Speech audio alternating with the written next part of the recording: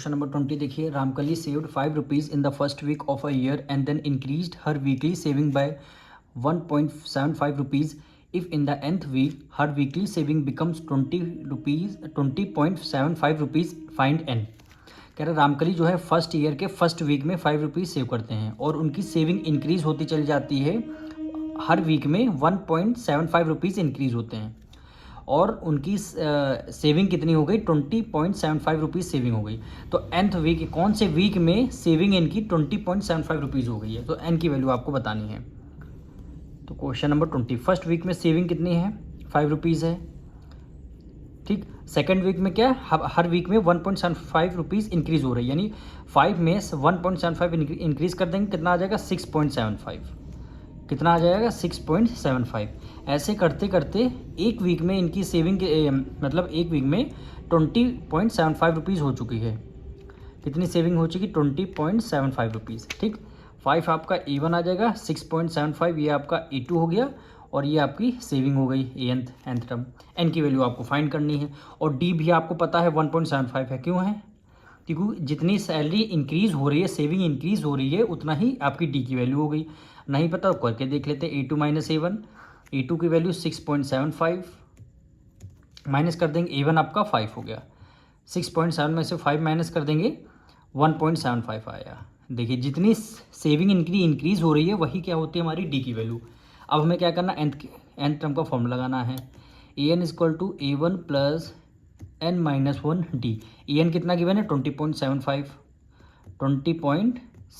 Is equal to A1 आपका 5 है plus n की वैल्यू आपको फाइंड करनी है और d भी आपको 1.75 गिवन है, 1.75 गिवन है. ठीक, अब 5 इधर प्लस का इधर किस में आ जाएगा, माइनस में, यानी 20.75 5 इधर प्लस में इधर किस में हो जाएगा, माइनस में, is equal to n minus 1.75. 20.75 में से 5 माइनस कर दें, कितना आ जाएगा 15.75 इज इक्वल टू फिर क्या n माइनस 1.75. ठीक, अब देखिए 1.75 इधर मल्टीप्लाई में है, इक्वल टू को इस तरफ आ जाएगा डिवाइड में. ये वैल्यू क्या है 15.75 और डिवाइड में क्या आ जाएगा 1.75. ठीक, देखिए 2 डिजिट पहले डेसिमल है, नीचे 2 डिजिट पे डेसिमल से डेसिमल आपका कैंसिल हो गया. बचेगा क्या, यहाँ n माइनस 1 आपका बचेगा. अब 1575 में से 175 आपको माइनस करना, तो इसको 5 से डिवाइड कर लेते हैं. देखिए दोनों के लास्ट में क्या है 5, इसका मतलब 5 से डिविजल हो जाएगा. तो 5 3 जा 15, 16 17 2 गया, 5 5 जा 25 हो गया. फिर यहाँ इसको 5 से करते हैं, 5 3 जा 15, ये आपका 5 1 जा 5 हो गया, 2 कैरी गया, 5 5 जा हो गया 25. अब यहाँ भी 5 है, यहाँ भी 5 से जा रहा, 5 से हमारा क्या होगा, ये होगा 5 7 जा 35. ठीक, 5 6 जा 30, 1 कैरी गया, 5 3 जा 15. 7 की टेबल में 63 9 टाइम में आता है, 7 1 जा 7, 7 9 जा 63, 9 है.